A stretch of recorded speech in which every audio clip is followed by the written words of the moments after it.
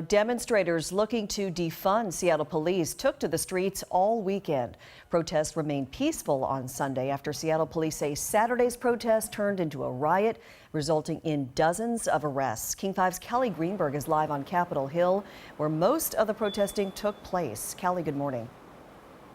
Good morning. So that's right. Most people moved in and around the Capitol Hill neighborhood for the weekend. These protests, they started a while back in response to the death of George Floyd. Now new momentum has picked them up once again after learning that federal agents were sent to Seattle and placed on standby. In fact, at the West Precinct, there were cement barricades placed around that building just in case protests moved in that direction.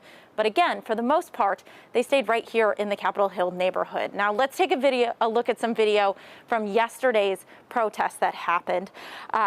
Both Seattle Police and Washington State Patrol, they were standing guard dressed in tactical gear outside of the East Precinct. Now protesters who have been demanding that Seattle Police be defunded by 50%, they stood their ground outside of the precinct, and over several hours of protesting, for the most part, things remained peaceful. Now, this was in large contrast to Saturday, where 45 people were arrested and nearly 60 officers were injured, according to SPD. Here's a look at body camera footage that was released by Seattle Police showing what happened on Saturday. Police said the protest turned into a riot.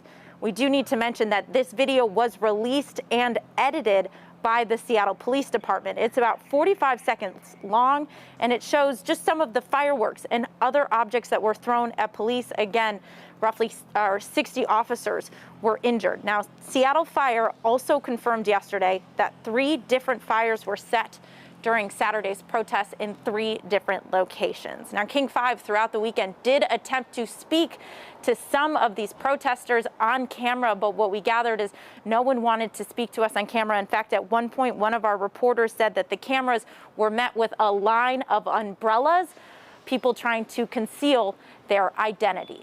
Live in Seattle, Kelly Greenberg, King 5 News.